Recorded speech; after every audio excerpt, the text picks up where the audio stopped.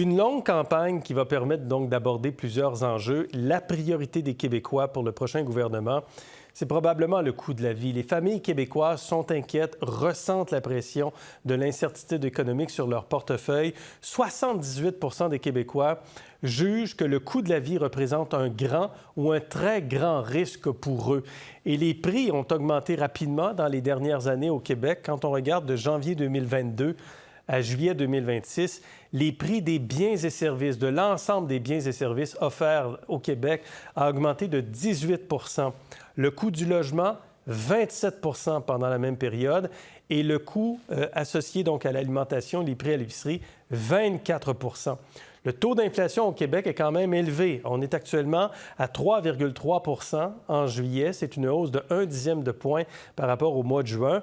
Et c'est un niveau plus élevé que la moyenne canadienne qui est autour de 3 Cette montée des prix, les Québécois la ressentent au quotidien. La grande majorité des Québécois ont vu leur revenu disponible, donc après avoir payé les impôts, après avoir touché les prestations, le revenu disponible a baissé depuis 2022. L'écart entre les familles québécoises n'a pourtant jamais été aussi important dans les 20 dernières années. Les gens qui ont les moyens d'investir en bourse ont pu profiter d'une hausse de revenus, contrairement à la majorité des familles. Donc, regardez ça, c'est l'Institut du Québec qui a préparé ça. Les gens qui font partie de ce qu'on appelle le premier quintile, avec un revenu moyen de 26 000 baissent de 10 du revenu disponible. 54 000 de revenu moyen, 3 de 2022 à 2026, le recul. 75 000 de revenu moyen, 101 000 de revenu moyen, pas de mouvement, pas de gain, pas de perte. Et 181 000 de revenus moyens, donc les gens qui sont les plus nantis, 10 d'augmentation de leurs revenus disponibles.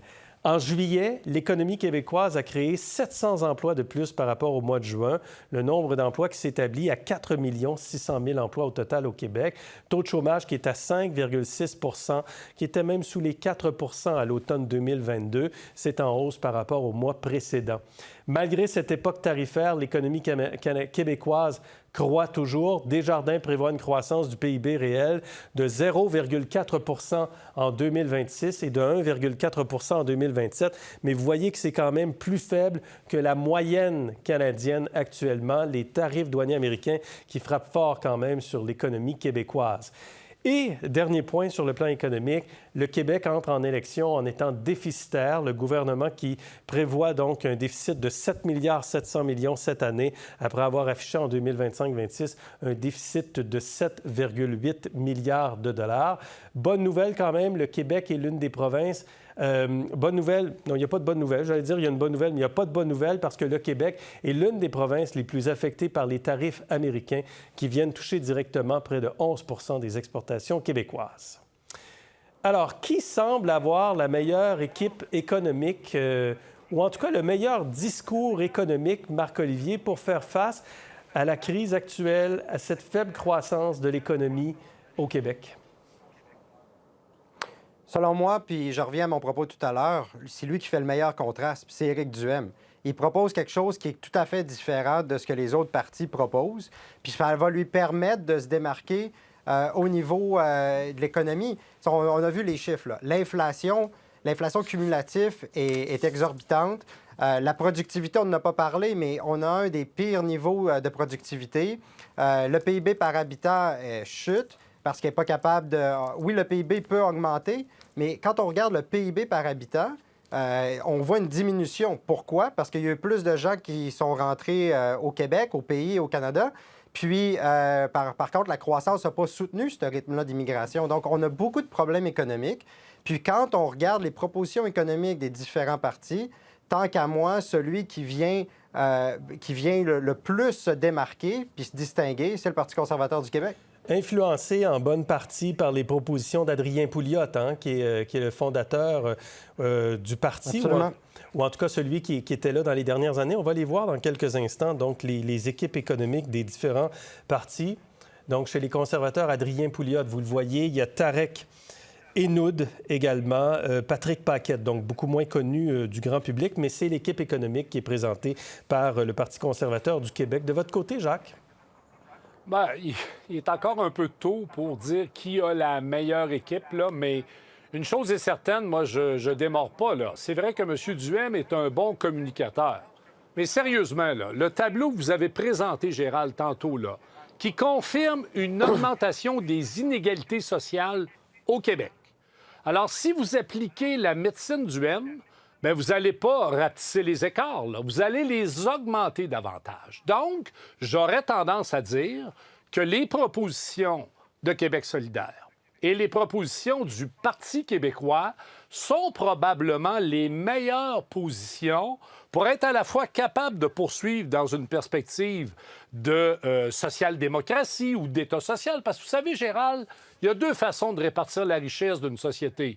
Soit que vous augmentez les salaires, hein, puis on l'a vu, la courbe de l'augmentation des salaires au cours des dernières années pour être capable de combattre l'inflation, ou encore vous construisez un filet de sécurité sociale avec des CPE, des mesures sociales. Donc, à mon avis, le meilleur programme économique se situe davantage au centre-gauche et à gauche avec Québec solidaire et le PQ. Je vois Marc-Olivier réagir, là. Ben oui, j'espère. Non, mais parce que Jacques, je veux dire, c'est ce qu'on a au Québec depuis plus de 40 ans. La non, c'est libéral ce qu'on a. Non, ben voyons donc, Jacques. Non, c'est du néolibéralisme que nous avons avec M. Charest, Philippe Couillard et François Legault. Les positions de Duhem, là, c'est les positions qui sont prises par le Parti libéral puis par M. Legault depuis au moins 15 ans au Québec. Marc-Olivier. Ben, regardez juste la croissance des dépenses. C'est pas ça que j'appelle du néolibéralisme. On est loin de ça. C'est une des sociétés les plus taxées en Amérique du Nord, le Québec. Le fardeau réglementaire le plus important. C'est ça que ça donne jusqu'à présent, le modèle québécois. On ne peut pas rajouter plus de taxes, plus d'impôts à un système qui est déjà pas compétitif. Ça fonctionne pas, là. L'équipe économique de Québec solidaire, Alejandra Zaga-Mendez dans Verdun, Gabrielle Laurence-Brooke dans Jacques-Cartier, Stéphanie Poirier dans Arthabasca-l'Érable. Et l'équipe économique, nous dit-on, du Parti québécois, qui a fait une présentation, là, vous soulignez ça il y a quelques instants, Jacques. Nicolas Marceau, qui est de retour, l'ancien ministre des Finances, Nathalie Bisaillon, Stéphane Paquette, qui était à Montréal International, Dieudonné Ella Oyono, ancien président du PQ, qui était, si je ne me trompe pas, à l'Université du Québec à Montréal. De votre côté, Christine, l'équipe économique qui semble la plus forte là, à la ligne de départ. L'équipe du Parti québécois m'apparaît assez solide. Moi, je connais Stéphane Paquet, là, personnellement, mais en même temps, j'ai vu comment il avait travaillé à Montréal International. Et les gens ne le connaissent pas beaucoup, là, les gens en général, mais c'est quelqu'un, je pense que c'est une très, très bonne candidature pour le Parti québécois. Nicolas Girard, qui a une expérience quand même, ministre des Finances, c'est intéressant.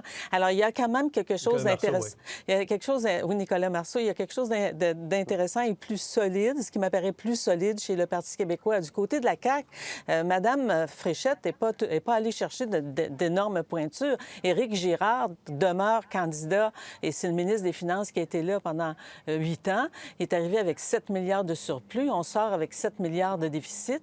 Puis Bernard Drainville, on peut trouver qu'il a des grandes qualités, mais en termes d'expérience économique dans son CV, il n'y en a pas. Il vient d'arriver dans le dossier. Et même Mme Fréchette, on ne peut pas dire qu'elle a une énorme expérience en termes d'économie.